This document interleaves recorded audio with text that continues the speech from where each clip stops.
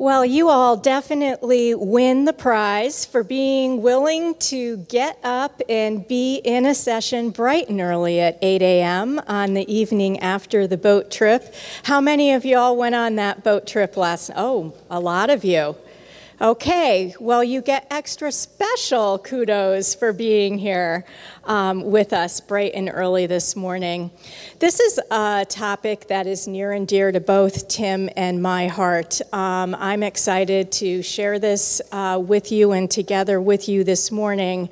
You know, long-term care is such a rich tapestry of human beings who both live in our communities and who work in our communities. And that can be a challenge, or it can be a tremendous opportunity to celebrate the individuality, uniqueness, and beauty of each person who's living and working in the community. So we're going to talk a little bit this morning in the very beginning about what some of the demographics are around diversity in long-term care, both from the perspective of our workforce and from the perspective of the residents who live there. And then we're going to share some ideas that we have implemented that have created a warm and loving and rich environment where people are all celebrating their uniqueness and their individuality. So I'm Sue Misiorski. I work for an organization called SageLife. We are based out of Springfield, Pennsylvania, and we are a small family-owned company that operates senior living communities that are for independent living, assisted living, and memory care. I work up in the New England region, and we're under construction there, building a new community in Hudson, Massachusetts. And my background is in nursing. I've been working in long-term care since I was 16 years old, so I'm actually in my 4th decade in long-term care. And I'm joined today by Tim Knight. And Tim, do you want to introduce yourself? He's technically a fellow New Englander, but That's living right. in Atlanta. So my name is Tim Knight. I am the Executive Director of Health and Wellness Services at Park Springs in Stone Mountain, Georgia. And the reason that I'm at Park Springs in Stone Mountain, Georgia is because of culture change. And I was working in Maine as a Director of Clinical Services and actually saw an ad through the Pioneer Network. I was the president of the Maine Culture Change Coalition, and I got this posting from Park Springs, and my background was really working on retrofitting culture into older buildings, like old hospitals and old nursing homes. And I started talking to Andy Isaacson, who is the owner of Park Springs, and he was telling me about his exciting new model of care. And he was opening a household model, and his building, his new building that he built, was built to support the household model of care, which was really cool for me. So I packed my bags and left the snow in the rearview mirror and moved to Georgia. And it's been an exciting 2.5 years being in Georgia. We moved into our new health center. We implemented the household model of care. And we've also been working with David Sheard, who everybody met, the keynote speaker, and we are the first accredited butterfly home in the United States, which is pretty cool. And it's been really fun to be part of that project and part of that journey. I have an amazing team that I work with, and I think maybe some of you saw them here yesterday presenting, and they made all this pressure on me this morning because I have to perform really well because they did so great yesterday. But so that's really my story. I'm a nurse by trade. My background is in nursing, and much the same. I've been in long-term care since I was a child. Really, I started at 17. I started working as a CNA at 17. So we're awesome. We're definitely have simpatico journeys, Tim and I. Okay, so I want to start by just bringing some of you and your voices into the room this morning and hear what some of your experiences are. You know, what brought you to choose this workshop? And when you think about your community or communities, the places where you're working, how are you experiencing diversity in your organizations? Just have that conversation at your tables, and then we'll take a few responses back into the room. So anybody just share out when you think about the diversity of your community, what comes to your mind? What are you seeing? What are you experiencing? Yes, Michelle. I was just sharing, I'm in a CCRC with about 800 or so residents on campus, and both the staff and the residents are really focused on why all of our residents are perceived white, and most of our staff are folks of color. Okay. Does that sound familiar to anyone else in the room, where the employees or your associates may be minorities and the large number of the elders are white? Yep, quite a few hands went up. Okay. Other thoughts that you'd like to share about what you're experiencing relating to diversity in your communities? Yes. Speak loud enough, probably. We've had a similar issue. We're multi-location, and so how do you can range from very urban environments to very rural, where one stoplight towns. And so you can get the variation of expectations around that. So how do you, two things, how do you set an expectation on inclusion and culture and acceptance of various, race, orientation, religion, all that variation, while allowing freedom within that local jurisdiction, to express what it looks like in a rural versus an urban environment. It's, we don't have it mastered, I don't think. Did you get it mastered yet? I think as with all subjects in life, this is something that we are consistently learning and growing on a day-by-day basis. I don't know that a whole lot of us would proclaim mastery or expertise, but I think what matters with this topic is that we proclaim that we are intentional learners. And as long as we bring that mindset and that spirit to this topic, it should serve us well. Other thoughts on diversity? Yes, ma'am. I'm getting a little exercise early this morning. Thank you. Good morning. My name is Gwen. I'm from Park Springs, Atlanta. So I think, as you're saying, the move as far as culture, with statistics, is people of color will no longer be the minority worldwide. And then yesterday we learned that, I think 25% of caregivers are immigrants from other countries, so that's inevitable. So I think it's important that we all not only tolerate diversity and different cultures, but we're inclusive. And like you said, we learn from each other, and we see the value and wealth in our differences. And then realizing also, you'll find more similarities once you get to know that person at the core. Well said. You could take my place up here. Thank you. Absolutely well said. So I am going to talk just briefly about some of the data around what we're seeing for diversity in long-term care, and I'm going to start with the workforce. So 25% of our direct care workforce are immigrants. And when I use the term direct care workforce, I'm referring to certified nursing assistants, personal care attendants, and home health aides. The federal government classifies those three jobs as direct care workers, and the data source that we get these numbers from is the Bureau of Labor Statistics. So we use their terminology so that you can understand what this entails. So these are your care partners.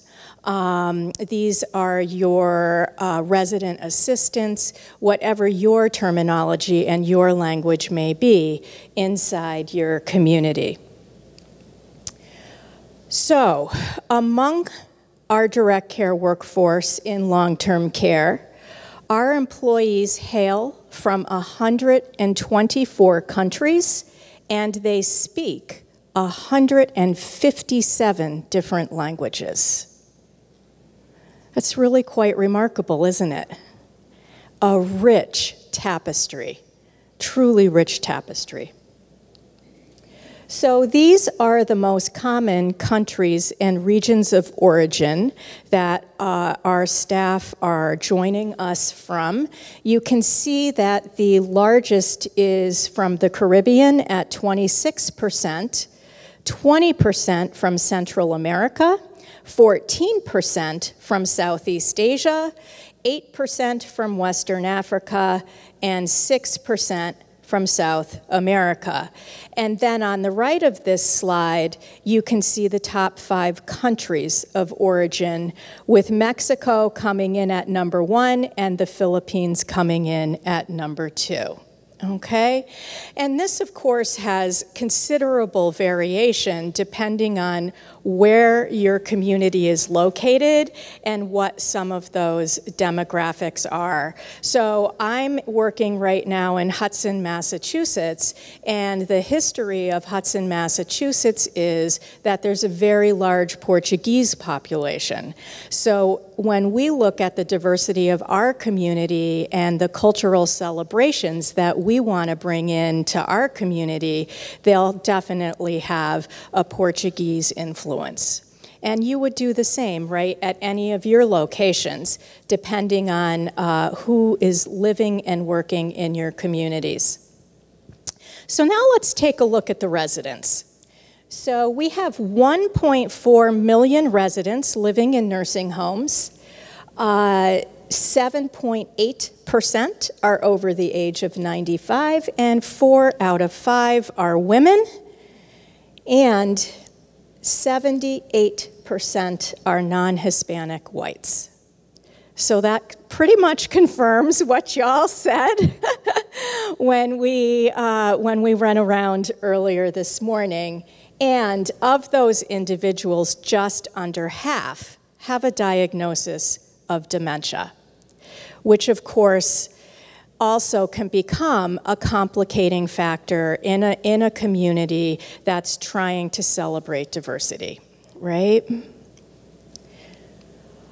Another complicating factor in diversity is that in the year 2020, which we are right around the corner from, for the first time in history, we will have 5 generations working side by side in the workforce. And I have to say that as an employer, I'm seeing more challenge from this than I am from many of the other kinds of, I see a lot of heads shaking in here right now. So I hear a lot of our baby booming staff say things like, these young kids today, they just don't have the same work ethic. They'll leave for a dime. And you hear comments like that a lot. And the fact of the matter is that if that's what's coming out our mouth, then those individuals are clearly not feeling respected and valued by us, which causes them to seek other positions elsewhere. So when we talk about building relationship, building a truly loving, welcoming, inclusive community, it's in every way possible. It's celebrating religious diversity. It's celebrating sexual diversity. It's celebrating ethnic diversity. It's celebrating generational diversity, whatever the case may be. And the more that we can openly welcome this and openly discuss it and have fun ways to play with it, the better off the community becomes. Okay, I also want to say, just going back for a moment, when it comes to immigration, regardless of your political beliefs, and I'm not up here to make any statement about political beliefs whatsoever, but regardless of your political beliefs, it is a fact that right now in this country, we have an unfavorable climate towards immigration. And knowing that we need workers and knowing that 1 in every 4 of our workers is an immigrant, knowing that we're short of staff and we need 1.4 million new workers in the next 10 years, we need a good immigration policy so that we can continue to welcome these individuals into our community. And it's something for everybody to think about as you're looking at making your choices in who you vote for. So Tim and I are going to talk today about how do you build community? How do you build relationships among all of these different populations? And I have to say that this has probably been one of the topics that I think is actually the easiest and the most fun. Because all it takes is some real intentionality and really welcoming the true full personhood of each employee, each visitor, each resident, and really making that, inviting them to share their story and make it known and celebrating it. It gives people something to talk about, it makes them known to one another, and at the end of the day, they always find many more things they have in common with each other than not, right? So we want to create and encourage mentorships amongst those different levels of generations in our workforce. And we want those mentorships to be two-way, reciprocal relationships, so that folks who are in a younger generation are mentoring people in an older generation and vice versa. And that way they can genuinely respect each other and appreciate each other and learn from each other. When you're building teams, your work teams in your organization, maybe you want to create a team for culture change if you don't already have one. You want to look at who you're inviting on that team and make sure that you're inviting people from different generations, people from different roles, people from different countries, so that you really have that rich tapestry represented in that work group. You want to create activities that help people focus on their similarities rather than their differences. And we want to infuse the entire community with activities that build relationships and common ground. So Tim and I are going to give you some specific examples of each of these things, and even some take-home activities that you can take home and do within your own communities. I'm not going to go into this too deeply because I do see a lot of faces in here that were in here yesterday when we introduced our culture approach, our culture building approach at SageLife, which is the company I work for. But I just want to reiterate that everything that we do, every intervention that we brainstorm, we run it through our values filter. And our values filter definitely celebrates the personhood of each individual who's living and working in a SageLife community. Our mission is about both the people who live there and work there. We do not separate the two in any way. So as we design activities, these are the filters that we are running them through. Okay, we also do every day a daily huddle. And I have to say that this has been such a culture shifter for us in our company. Now, it's been for years and years that organizations have had morning stand-up meeting, things like that.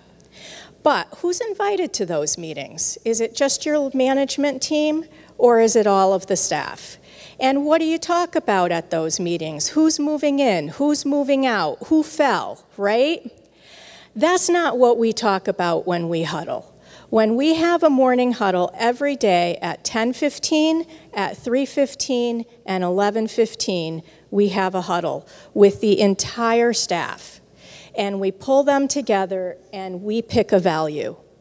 And we share an example of somebody who has done something with that value. So by way of example, in my community last week, we had a person call who was looking for housing, whose husband had just passed away, and she was clearly very distraught and had no idea how to work the system in the state of Massachusetts to figure out what her options were. And so one of our sales community relations directors actually called all of the communities that were in her town and her area for her to see if they would be able to exercise taking her and what the next step would be. And she spent a good chunk of her morning on this, and then she was able to call this woman back and give her names and phone numbers and walk her through exactly what her next steps should be. And this is a woman who's not going to be living with us, and she put all of that effort in, and I thought that was an incredible expression of our values in action. So when we had our daily huddle, I called her out on that and thanked her, and we talked about that value in that moment. And so it's a way of seeing the best in each other. We don't get together in the morning huddle and say, well, yesterday you forgot to do this, right? It's a way of seeing strengths and appreciating each other, and we make sure that we're really paying attention and that everybody has their opportunity to be honored and appreciated in that huddle. So, we also, throughout our communities, in many places, have a bowl in the center of a table that includes conversation starters. These are on all our dining room tables. These are on all of our activity tables, any sitting areas, anywhere where people might gather. And we have on individual cards written questions for people to just pick a card out of the bowl and share your answers with each other. So gone are the days of sitting at the dining room table and people just staring at each other, not talking, right? So you pick out a card from the bowl on the table, and it says, you know, for example, if you could have any superpower, what would it be and why? And people have a lot of fun answering these questions. The residents answer them, the staff answer them, the family members answer them. There's lots of laughter, and then they tease each other about it 2 days later when they see them down the hall. Bet you wish you had that superpower today, you know, and it just becomes something fun that's happening within the community. So in your app, for this session, you can download a handout of conversation starters that we've given to you. And again, all you have to do is print them off, one question for each card, pepper them around your community, and you can even do it in different languages. We have a client that I work with that has 2 neighborhoods in their community that are entirely Russian. The residents speak Russian and the employees speak Russian. So we would put it in Russian on the tables in those communities, right? Any language you want, any language you need, you could put it in 2 languages on one card, right? So whatever you need to do to celebrate your diversity, this is super easy stuff, right? Doesn't cost you any money, and it really creates a way for people to develop more meaningful relationships with each other that aren't about what's wrong with you, right? Okay, passing this on to my dear friend Tim at Park Springs. All right, good morning, everyone, again. And as you were talking, I'm thinking about all these things, but Park Springs does a really great job at building relationships and supporting relationships, not just among the members that live there. And I refer to all of our residents, patients as members because they're really members of our family. So everybody is a member at Park Springs. So you'll hear me say that because I've now trained my brain to say member instead of resident. So, and it did take some time to do that. Susan, I don't know what I'm clicking. All right, there we go. So, part of relationship building is really creating moments, creating meaningful life stories, not just of our members, but also for our staff, for people that visit our community. When you walk in our building, in our health center, you will see all of our family photos on the walls. We have, every one of our staff have a family photo, and we have them posted in the lobby. So when you walk in, you're already creating a culture of supportive relationships and diversity, because our team is extremely diverse. We have people from all over the world, all over the country. We have people that have immigrated from Maine. So, it's a great place. There's lots of diversity, lots of great stuff going on. And so when we talk about our community, the first people that come to mind are our members. So really creating meaningful life stories. We've done that really well. This is part of the household model of care, but also part of the butterfly home. So celebrating and honoring the lives of individual members. What's better than that? There's nothing worse than when you have taken care of a member for several years and you read the obituary in the paper and you learn all these things about them, and it's like, oh wow, if I had just known that, I could have really had a great relationship with this person. So anybody that moves in with us at Park Springs, we learn their life story. We learn everything that we can about them. We have a very extensive assessment that we do on everyone that moves in. We ask lots of questions. We have, immediate meetings with families, with members, and really build their life story from day one. It helps us to really maintain that connectedness. It really supports their lives. It really, our life stories are much more than just a piece of paper hanging on the wall. It's literally creating their life on the wall.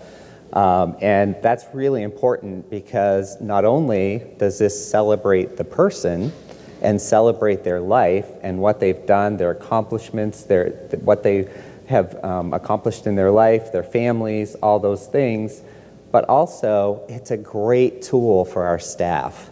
So when someone is having an expression of behavior, you can take them to their wall, you can connect them back to memories, you can talk to them about, this happens to be one of our members who was a master gardener, and just having that conversation with her and saying, look at the things that you've done in your life, look at, tell me about the time that you had this great garden, and just connecting with those memories. And it works so nicely, and it's such a great tool for staff. So it's not just about celebrating life, but it's also about, really having the tools that you need to build those relationships with members. And this is a couple other life stories that people have. We have a lot of lot of people that taught. They are teachers. We have, this guy actually was a marathon runner, and so he'll occasionally have his marathon t-shirts on and talk about the marathons with you. But it's just, it's really about celebrating people's story and what they bring to the table with them. So like I mentioned, we don't just celebrate our members and their life stories, but we also integrate our staff members into that process of having a life story. It really helps build those relationships. It encourages the teams to bond. It lets me know about Susan. Susan knows about me. When we have a family come in, the family members love reading our life stories because you want to know who's taking care of your mom. It's really important to people to know, like, what is your life story? What are you bringing into the community? And building conversation from that. And what this also does, and if anybody has set in on any of David's sessions, you've heard a lot about breaking down the barriers of us versus them. And, it really, you can have a nice life story for your members, but having everybody in the household have a life story is really pretty cool, and it really helps connect people and decreases the us versus them thinking. So these are our life stories at Park Springs. This is how we chose to do it. We have these great books. Each of the books has a staff member's photo on it. Some of you might have met Kulix yesterday if you were here. And when you open up this book, it has the person's own life story. So we've encouraged them to write their own life stories. I can't write your life story. You can't write mine. So it's really about, getting the staff involved with really build. Oh, and there's Kulix. You walked in just on cue. I was just talking about you. So each one of these has a story in them. And on the back, they actually have a little breakdown of just highlights of your life. And Andy Isaacson actually made this book for me. I was the prototype for this. So I always laugh at this because it says farm boy from Maine. I have never lived on a farm. I have no idea where he got that. But it's just really funny. So I've left it on there. I haven't corrected him. So. I have a question. Do you have a questionnaire that you give all of your staff upon hire, and then they fill it out, and then you publish the book for them? We do. We have a staff. It is a questionnaire. It's like build your life story, and it just helps them put that together. Some people like to use that, and some people just like to do their own story. So. My second question is, do you have any challenges where English as a second language among communication with people who have neurocognitive impairment? I think that's a challenge anywhere, that English isn't the first language, and the majority of our members at Park Springs, their first language is English. And so there is a challenge there. But I think as you continue to build relationships and solidify those relationships, people get used to that, and they understand that they might have to listen a little closer. As far as the dementia, with the whole feelings matter most approach, it really doesn't come into play a lot because, especially in our later stage household where people are just really connecting on a feeling basis versus, having to have a conversation with people. So, I would ask my staff to give some feedback on that, but.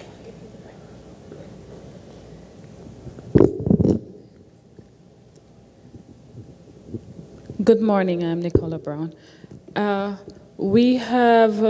giving an example. We have a member he's from China. He was born in China, but he lives here in the United States. So his first language is Chinese, and he has dementia. of course, he reverts back to Chinese even though he speaks fluent English. And when we're caring for him and interacting with him, he'll use Chinese. So what we do is we'll say to him, tell us what that means. And then we repeat it back to him. So he's teaching us his language as well as we are able to still communicate with him in English. So I think that's a very good way of, bridging the gap where the language barrier is concerned. And we have members who are nonverbal, not because they can't speak, but because, this disease, it lessens their abilities. Now, how do you work with someone like that? We don't work with them. What we do, we interact with them, because it's not work anymore. It's interactions, it's bonding. So we can use body language, facial expressions, and know exactly what their needs are and meet those needs. Do you have any challenges with intimate, experiences like taking someone to the bathroom and a person doesn't understand what you're asking them to do? You reach to take their pants off and they punch you in the face. Like those types of things where it's so challenging to get your message across, but then you have to do your job too. Well, I have never had that experience. The reason is that before I touch someone, I ask their permission. Would you allow me to do this for you? If that person says no, I'm not going to force them. Right, and if they don't understand what you're saying? No, I have a member, and this is, it's good that you asked this question because I have a member, when she first came to us, we did not know her background, but she had been in another home where she was abused. And the first time I had her was one night, and I reached out to touch her, and she pushed my hand away. And then I said to myself, how do I get across to her? And I didn't know what her situation was prior to. And rather than facing her, I went to the side, and I said to her, this is what I'm going to do. I'm here. I'm not going to hurt you. I'm just going to help you. Will you allow me to help you? I touched her shoulders first, and, let her get comfortable with me touching her. And then I cleaned her from the side. I stood from the side, cleaned her front, the back, and that really helped. Because it's how you touch someone, it's how the tone with which you speak to them will determine how they react. So that was my experience. Thank you, Nicola. That was beautiful. Thank you. It's awesome. Thank you. So, we have another question. Thanks, Susan.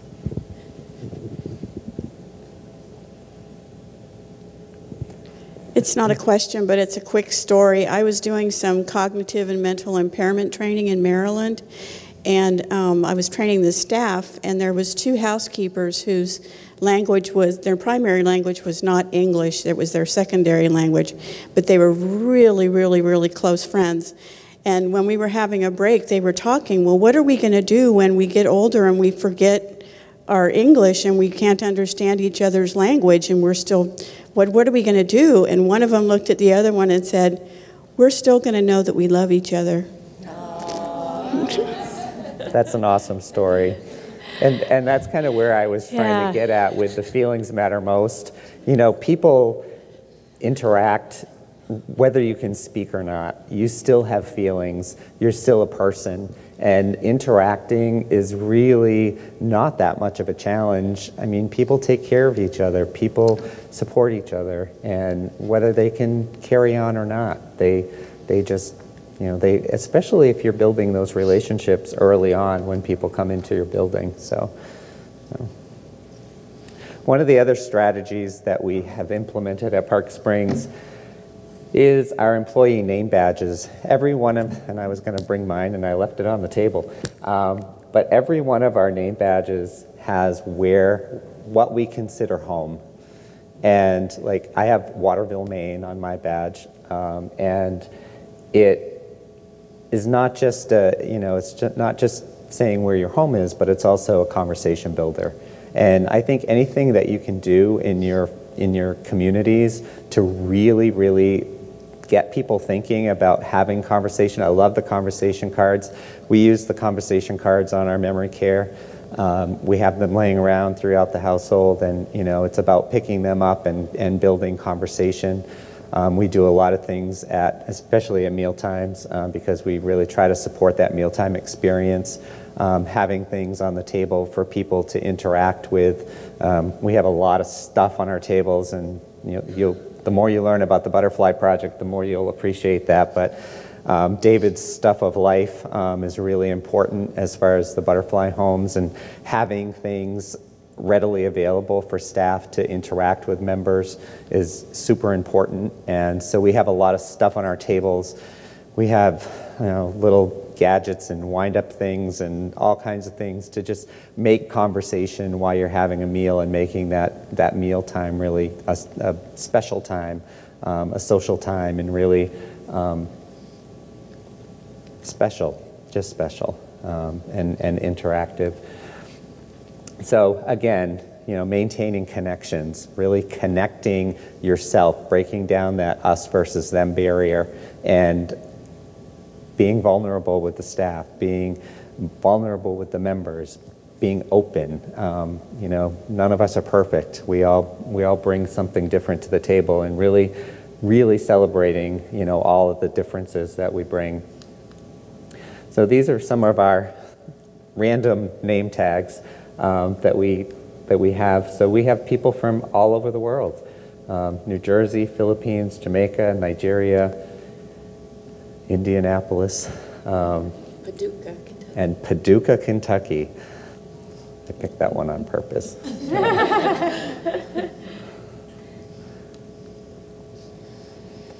The other big piece of what we do at Park Springs, huge, is we have no uniforms. None of our staff wear uniforms. This is step one in a butterfly home, and step one in breaking down barriers between us versus them. So our staff don't wear uniforms. Our staff wear pajamas at night. If you stop and think about, I know Nicola does, if you stop and think about if you were living with a dementia and you got up at 3 a.m. and you came out of your room, and I see Gwen sitting here in her full uniform, in her dress clothes, I think, well, why am I not dressed? Why I need to get dressed. What time is it? We need to go. Look, Gwen is dressed. We need to go. And if you get up in the middle of the night and you see Nicola sitting in the living room and she's in her in her night clothes, in her PJs, and she says, "Oh, hi Susan, how are you?" And we're all ready for bed. Let's have a snack, and then let's go back to bed. So it's a real easy thing to do, and it was quite controversial when we first started talking about it, but breaking down those barriers. Lots of conversations with families, because families don't always understand, well, I want to know who the nurse is. Well, if you live here long enough, you're going to know who the nurse is, because you're going to have a relationship with them. You're going to know who the care partner is that's working with your mom, because you have a relationship with them. You don't need to see them in a uniform to know who they are. So really, really good practice. If you can get out of uniforms, get out of uniforms, because it does help break down that us versus them barrier. And also the whole effect on controlling care, because what does a uniform say? It says, I'm in charge. I'm up here, you're down here, I'm going to take care of you. And that's not something that we want to promote. So when you say that, that means scrubs for really people during the day, or just wearing their regulars? Regular street clothes, no scrubs. And I won't sing that song. However, I think we may have last night. I'm not sure. So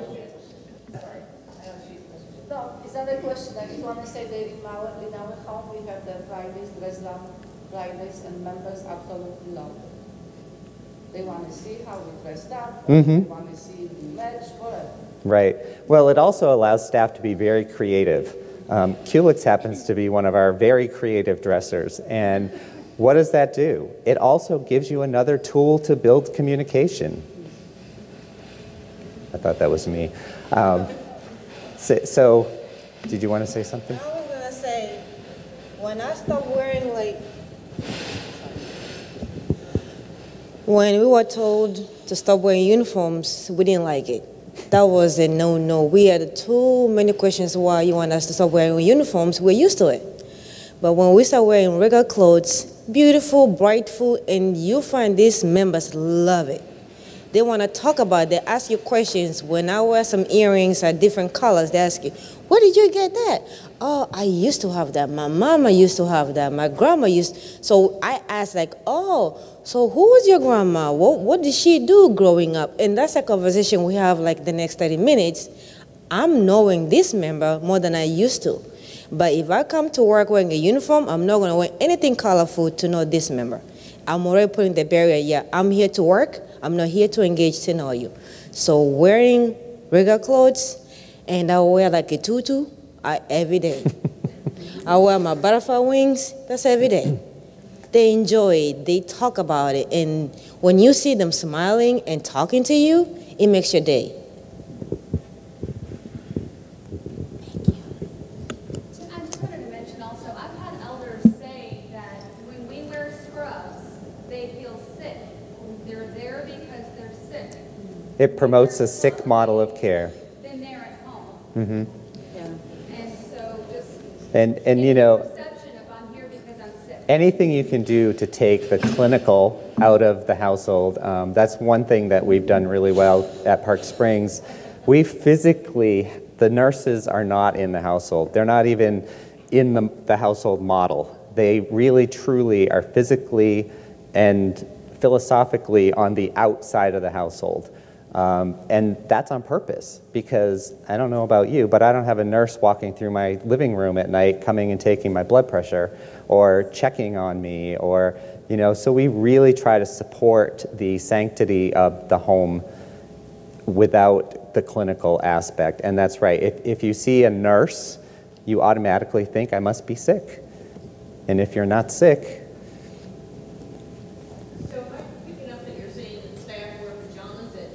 they do. Is there some sort of code with that? I mean, so someone doesn't show up at a racy night. Well, I have a lot of trust in my staff. We dress appropriate. We do have guidelines, obviously, and we have guidelines for the no uniforms during the day as well. It's just, you know, we don't dress racy. We have HR to also deal with these things. So, yeah, so, you know, people are extremely creative, but we do give them guidelines to work within as far as what's appropriate and what's not. And honestly, we've had no issues with any kind of inappropriate. I mean, you will have your clothes inside and wear pajamas on top, so when you're done at the end, so you take them out. We also have robes that people can just throw on over their clothes. So it doesn't have to be, you know, you don't have to wear your pajamas to work, but you can throw on a robe if Mrs. Smith gets up and wants something at 3 a.m. I just want to add one more thing about uniforms. In many communities, they create silos between departments. Mm-hmm. So it's not just a barrier between the elder and the employee, it really becomes a departmental silo. So if your housekeepers are blue uniforms, then they're the blue crew. If your dietary is wearing black, then, you know, they're the black crew. And if your kitchen happens to be in the basement, then you're the cellar dwellers. Like, you hear these things and people begin to describe the position that the employee holds based on the color coding of the uniforms that they've been given. And it's really an incredible artifact that creates division and barriers throughout the community that are just so easy to not have. I've had a lot of people say, well, how will the resident know who's a housekeeper and who's a resident assistant? How will the family member know? You know, I have to say that it's in knowing each other, right? It's in developing relationships and in knowing each other. And you don't want to be in a community that's so inflexible that when you see something drop on the floor, you can only call the person who's wearing blue. Anybody should be able to pick up what's on the floor, right?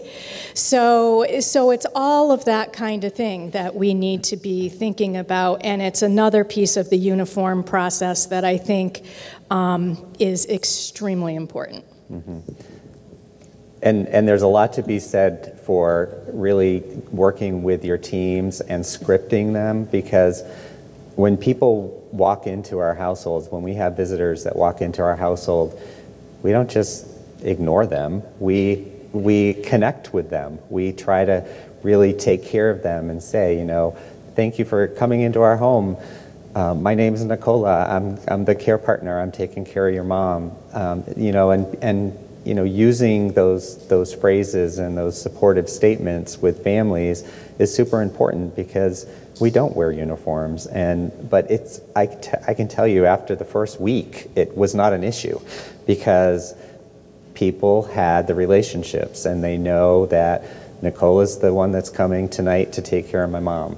Kulix is here to take care of my mom. And, you know, they get to know them very well. And I have to say that, you know, in considering the relationship-based care that we provide, it also has a huge impact on staff turnover. And we honestly have had 0% turnover in almost 2 years in our memory care household. 0%. I think we've had one resignation, and it was a PRN person. And it's amazing that we still have the same team that we moved into our new building, into the Butterfly home with. So there's a lot to be said for relationship-based care. And these are some of our staff without their uniforms on. They're all very appropriate. The other thing that this allows them to do is to bring their cultural diversity with them into work and really celebrate and use color and the conversation builders that they do every day. And these are just some really awesome pictures that I threw in, because there are so many moments, really beautiful moments on our memory care households. This kind of demonstrates the no uniforms, but it also really celebrates the relationships. And one of the key things about being in a Butterfly home is that it allows your staff to just be with members, and that is the most important. I continue to use this photo because it is absolutely one of my favorite photos ever. This is my Miss Kulix and Ms. Dubner, who she said to Kulix that she had never laid in the grass. And they went outside and laid in the grass. And that photo that says it all. That just says that is being with someone in the moment. And that's creating a moment of just joy and love with that member. And she could have kept walking. She could have not had that moment, not had that experience, not had this picture. It's really amazing to me. Just love it. So one of the other things, when Susan asked me to do this presentation, I was going down through the list of things that we do that make us a little unique. In each of our households, we have a homemaker. And the homemaker is a chef. Their primary role is to make the food for the household. However, they have a very expanded role because they do a lot of stuff. They're part of the household. The homemaker and the care partners and the members and the family members of the members, those are that's our household. So the homemaker, they are centrally located in the kitchen. They are responsible for making sure that everybody gets a meal, but what their role does the best is that it takes the schedule out of the day. They're there to cook food whenever anybody wants it. So if I want to sleep until 10 o'clock in the morning, I can still get up and have a hot breakfast, and it's prepared for me when I get up. I think out of anything that I've seen in culture change and culture change initiatives, I think having this role has really, really, really supported individualized care. It's really about taking that schedule out of the day and just allowing the staff to be with members. And, it's not about, everybody's got to get up at 8 o'clock. They've got to be in the dining room by 8 o'clock in order to get breakfast. And, this rushed, line up in the hallway, getting ready for breakfast. It's just very calm.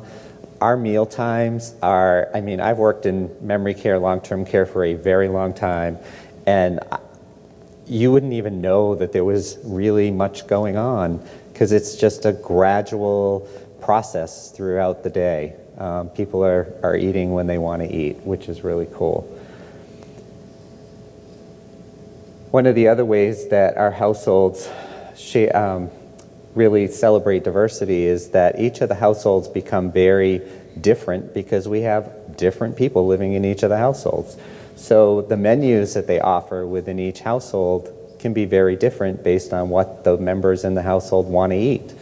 So this also helps us expand our options and our choices and our preferences as far as meal service goes, because in this household, if they're making chicken parmesan and in the other household they're having chicken something else with chicken, they can share it between the households. So you have extra options between the households. So it really expands on what we can offer as far as food within our households. And it also supports a great social experience. So the other thing that we try to do, our homemakers do this well, is that we try to really celebrate the diversity within the household by sharing recipes. So if Susan's living in the household and she has a great recipe that her mom used to make, and the homemaker is having a conversation with Susan, and she brings that up, and she's like, I haven't had my mother's New England clam chowder in years. And, the homemaker says, well, let's make it. And so, bring the recipe to me, and we'll whip up a batch of New England clam chowder. They sit down, they go through the recipe together. It's a social experience. Everybody can participate. It's just, it's what we do. It's what we do in the household. And, sharing recipes is just another way of really celebrating cultural diversity by bringing the food that I'm used to having into the household and really sharing it with my friends in the household.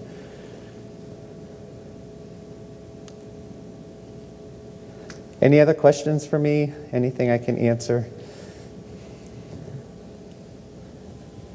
What's on your name tags? What's on our name tags? Our hometown is on our name tag. Is that what you're talking about? Just your first name, or how do you deal with it? Oh, we have our full, let's go back here. Right there. So this is how our name tags are set up. And it has your name, your title, and where you're from, what you consider home. That's the question that we ask our staff is, because we have people that move all over the place and they're not from one area. We ask them, what do you consider home? Because then that gives the opportunity to really build that conversation around where you're from. Yes, sister. You can create a community that meets the criteria that enables you to care for people in this way. There are limitations on facts, like how many people are in a household, what is the structural layout of the household, how many people are your caregivers and your associates responsible for consistently. All those things really matter. They do matter. I mean, you can do this in one unit, but you certainly can do it in a traditional nursing facility that's providing skilled care. I mean, what are the parameters of limitation? So the question was, what are the how is our household set up, and what does that look like, and how do we? I think it was about staffing. How many staff do you have? What do the households look like? And I mean, obviously that does make a difference. We have 18 members living in each household. We have 3 care partners that are there during the day, daytime hours. We have 3 there in the evening, and we have 2 overnight. And then the homemaker also is a support within the household, so they help out. And then we also, on our memory care, we also have a nurse that's there during the day.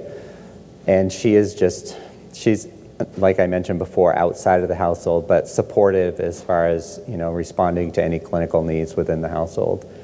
So. I just want to add that I've worked in both household and traditional models. I've also worked in neighborhood-based model. And really the only thing that Tim presented that's unique to household that wouldn't be easily transportable is having that role of the homemaker where you're cooking in the kitchen right in the household on a cook-to-order basis. But the staff not wearing uniforms, having conversation starters, staff creating their life storybooks, all of those kinds of things you can do regardless of what your model is. So I don't want you to get too hung up on the fact that they have a household and feel like it's out of your reach. Yes? Yeah, I want to help you. Thank you.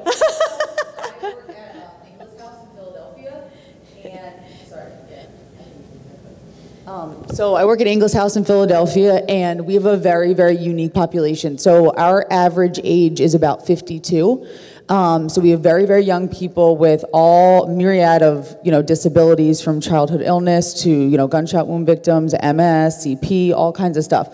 So what we did on our person-centered care journey was we created homemakers for our neighborhoods, and what we did to kind of adopt it is extended breakfast, lunch, and dinner time. So everybody has about 2.5 hours to get to breakfast, lunch, and dinner, so you don't have to all go at 8 o'clock. Like, breakfast is from 7:30 all the way till 9:30, sometimes 10, and really, like, the homemaker is there, and they're called a homemaker, so you can really go whenever you want to get fresh breakfast cooked, and it's really, really, really nice. So the CNAs aren't going nuts trying to get everybody there for 7:30.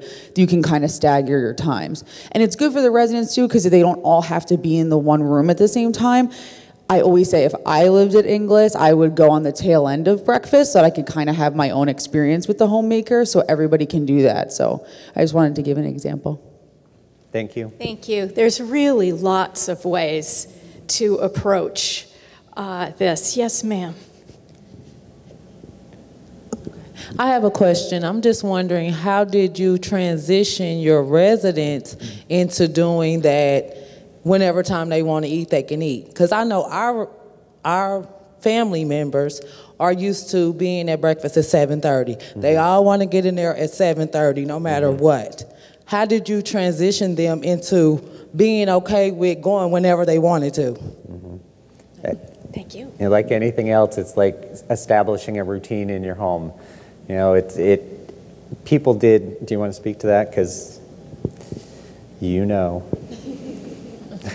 Okay, I wanted to respond to Sister's question, and I'll respond to yours also.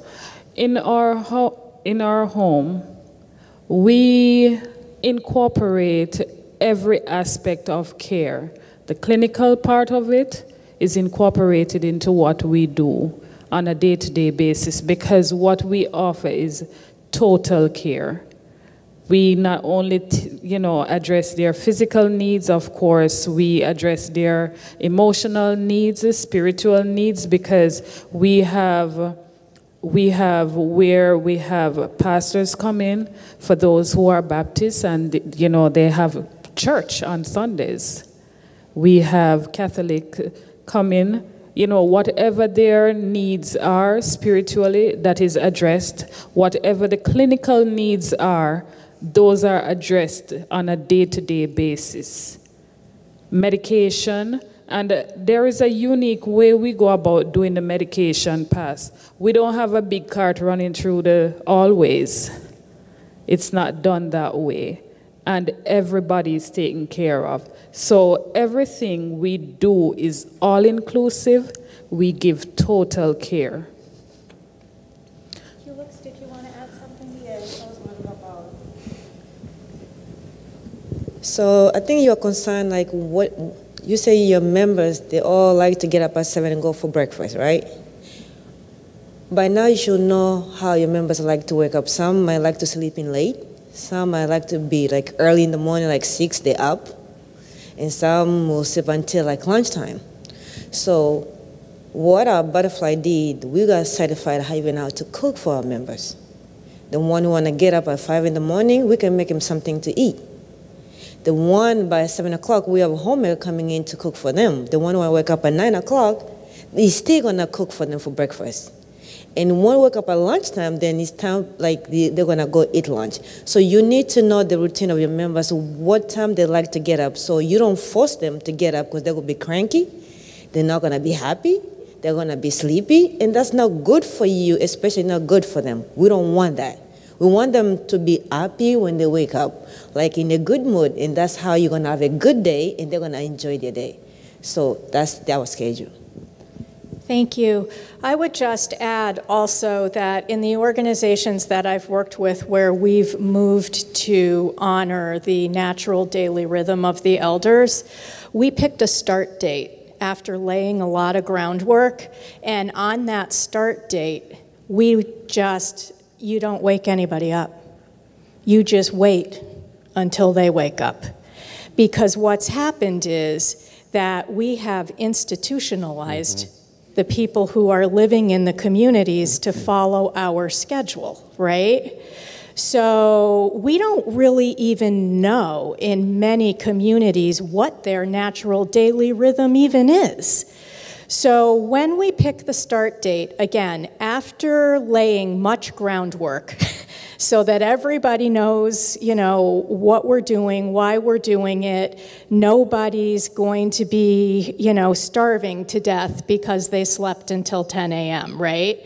So you don't wake anybody up, and you simply wait to see when do they wake up, and you care for each person when they rise.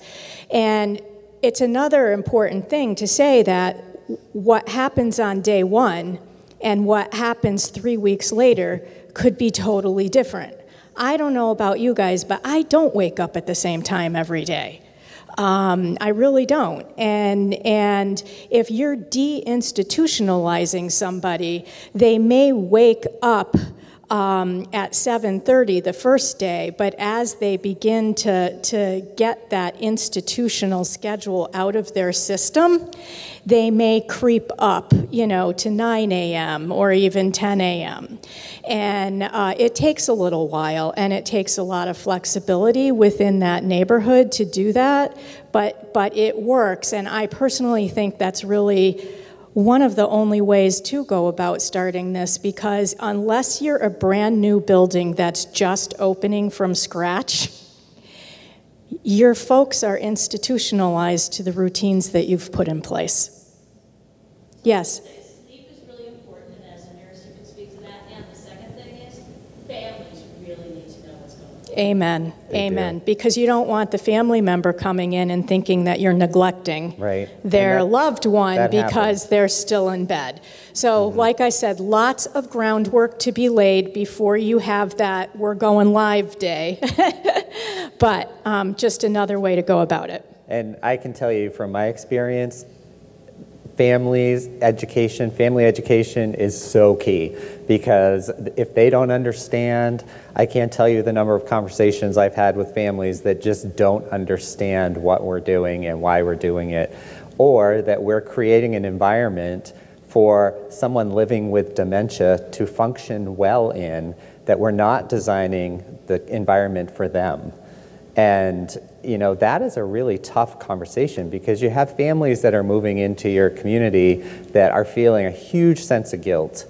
They want the biggest, they want the best, they want the hotel style, they want their mom taken care of, and it's really hard to say to them, well, they need a small space. They're functioning with limited senses, limited ability to really focus on the world around them. We're designing spaces to really let them thrive in their environment. And that's a tough thing for people to wrap their head around. And so anything that we can do to really support that and educate families is a huge piece of the puzzle. So we would love to hear some of your ideas for things that you have done or implemented in your work that have built inclusive relationships and really resulted in creating a truly loving community within your workplace. So love to hear your ideas and add them to the table here. Don't be shy. This isn't necessarily a response to that, but to the process of deinstitutionalization. In a prior community where I worked, it was not set up in households, but we did as much as we could to get to that point. So we were moving to open dining. And, I went into it thinking, this is going to just rock their world. Like, they're going to love it. And a month in, it's still not, I've got like one person that's participating and not showing up at 7 o'clock. And that was one of my aha moments of just how institutionalized the residents were. And they did eventually, the natural leaders were the ones who began to take advantage of it first. And then as we admitted new elders, they had not yet been institutionalized, and so when some of the ones who had been there longer saw them taking advantage of it, it did snowball. But it took months for it to really change. And so I encourage you, if you are going through that process, a month in, if it's not working, don't stop it. Like, commit to a long-term change and keep making that available. Thank you. It's a great point. Great point. Pastor Gary, I'm thinking that you may have done some really interesting work in this area. Is there anything that you would like to share? Well, I have a question first. Okay. and that is, Tim, how do you, or what's your process for family education? I mean, this is, the average person would never believe that this is what goes on when it comes to, quote, nursing home care. Right. It's completely opposite from what most people have a conception of. So my first question is, then how do you go about orienting or educating families who come into this situation with mom or dad or whomever, and how this is all going to unfold? Well, we start out from day one having the conversation about what our model looks like, and that it is different than a lot of the models that they will see. That starts with our sales and marketing team.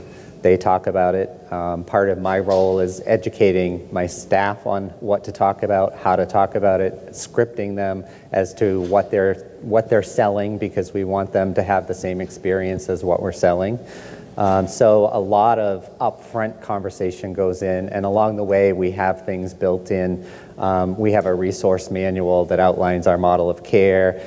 They get that. We have a guide on our memory care. We have a guide on our assisted living.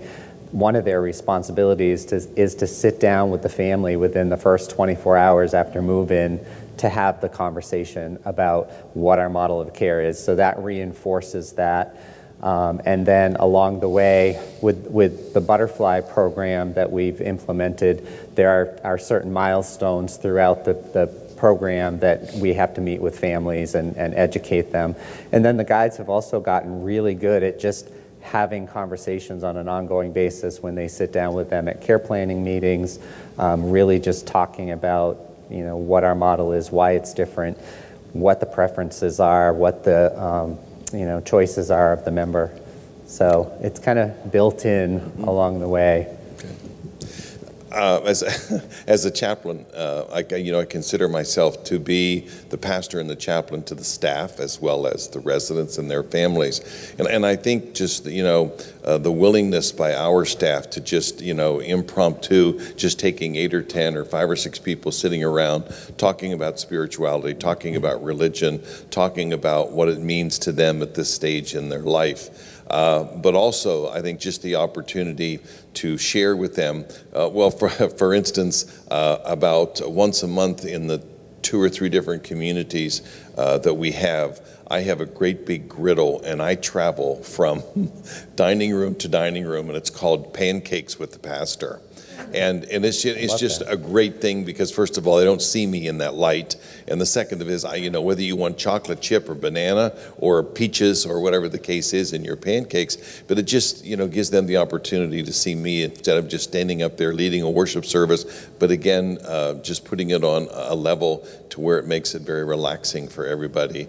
And you get your point across because obviously spirituality is incredibly important to all of us, but in particular to them in the status or the place in their life that they are at that point. So I'm very impressed with all of it. I really am. When you talk about the butterfly concept, if I Google that, is something going to come up to tell us more about that? Yeah. Okay. Yeah. Okay. And the premise and the concept? Mm-hmm. Right. So it's David Sheard. Okay. The gentleman who did the keynote yesterday morning. It's his model. If you go to dementiacarematters.com, and I'm not promoting it, but I'm just saying that there's lots of information there just about the model, about there's a ton of videos and educational things for families. In one of the other workshops too, they were talking about the residents not being informed when people die and how that's handled, only to know that Mrs. Jones disappeared. She was here yesterday and she's not here today. And the opportunity we have to share that with them because that's information. These are their family members. They eat with them every day. And I was just sharing with folks that I try within 24 hours after someone has died to go into the dining room either the next day at lunch or at dinner, depending on schedules, and we do a memorial minute for that person to where I talk about who they were in their life. But what I find most of the time is the residents start talking about that person and their interaction with them. So the healing process starts with them right away. But more than anything else, it gives them the opportunity to honor that person's life and to know exactly what happened to them, which is incredibly important. That's a great point. We really didn't touch beliefs, customs, and rituals around death and dying, which of course take many shapes based on people's cultural beliefs. And it is a shame how we have navigated people passing away over the course of time in long-term care. We put so much emphasis on person-centered care, but I know that Wendy is in the back of the room, so we should be talking about person-centered death as well. Amen. And the Amen. that we should have with that and the education. Amen. Mm-hmm. I think that this is one of those areas where sort of HIPAA ran amok. So birth and death are a matter of public record. So you're not violating anything with HIPAA if you let people know someone has passed away. Yeah. Other practices anybody wants to share or a question? Just something small. I'm transitioning out of memory care and into assisted living, so trying to figure out how to apply some of the memory care stuff to a new space. But one of the things that I did, I'm an activities professional in memory care, is that we just started incorporating the families in almost everything we did. So in all of my programming, I did a monthly email to the families to say this is our calendar for the month, and would check in with folks. Every time we went on an outing, every family member was invited. They were invited to every program we had. And then, because we're such a large community, the memory care residents started hosting their own cocktail party once a month. So I would stay in the evening, and we'd invite the whole campus and everybody's family. We have a piano player, and we have wine and tequila and beer and all this fun stuff. So we just started incorporating the families and other residents on campus as much as we could. Thank you. Nice. Yes. We can take one final comment and then we need to close. Yep. I just have a question. So at our home, we have what we call neighborhoods, and neighbors are assigned to the different neighborhoods. How do you get staff to buy into that? Because it's always the same people participating with our members, going up to the activities, but people that are in non-clinical departments don't join in as much. So how do we get them to buy into that and build those relationships? That is a great question. I think we don't really have that problem, but because everybody in the household is very involved in what's going on, and our care partners, their primary role is engagement. And so we're continually engaging throughout the day. Families are quite involved. That's really not a great answer to the question, but can I add something? Just quickly. Just to add to that, I'm part of Park Springs family as well. And what I do, in the mornings, we have what we call guardian angel rounds. They're not clinical, it's the department heads. And we go around to everyone's room and we put eyes on them, we make sure that they're okay. And that's how we all buy in to make sure that we have a relationship, whether you see them on a day-to-day basis, whether you're direct care or not, you can actually see your members and you develop relationships. After a while, you know what they like, what they don't like. And when we come into our meetings, I know that, for instance, I have my medical records. He knows his particular people. So today they didn't like this or they didn't like that, or we need to give them this to eat, or they're able to get to know them. And it's not something that, so that's something we do basically for them to really interact with our members as well, who they ordinarily wouldn't see them every day. Medical records wouldn't be on the floor, but that's something that we do. Thank you. I would also add that that's a great question, and it really gets at the systems that you have in place in your organization. So it touches on job descriptions. Is it one person's job to transport to activities, or is it in multiple job descriptions? And how are people being held accountable and evaluated to these more flexible job descriptions? So there's part of it is exactly what you're describing, and another part of it is looking at just the operating systems that are in place in the organization may actually be at odds with the goal that you're trying to achieve. And sometimes we don't change both at the same time. And if you don't change your operating system at the same time that you're trying to change all of this, your community will not change, because the reward systems and sort of the basic accountability systems that are in place haven't caught up to what you really want people to be doing. Yeah. So I also work at Park Springs with this crew up here, and I'm in administration. And to answer the question directly, we will find accounting people in memory care down in the households. I'll walk down there. It's truly organic. We'll find people from the main campus coming over to visit someone. We are a life plan community, and we've been in existence 15 years. So we know a lot of the members that are in memory care and long-term care in our health center, and we just go over and visit. And part of our culture is that we encourage that visitation, that the accounting clerk and the cook in the main kitchen, and someone that has a 15-year relationship with a member will just go over and visit. And it's truly organic. Now, I'm in operations, so I love processes and systems and protocols and policies, and we do that. We build that in. But the beauty of what we have in memory care and in long-term care is that it just happens. People are attracted to what we're doing. All of our employees are attracted to what we're doing, and it just happens. And I also have to say that you've got to have the right people in the right spots, because look at my team. They just saved me on that question.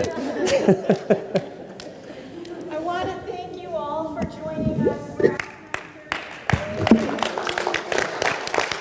Thank you, guys.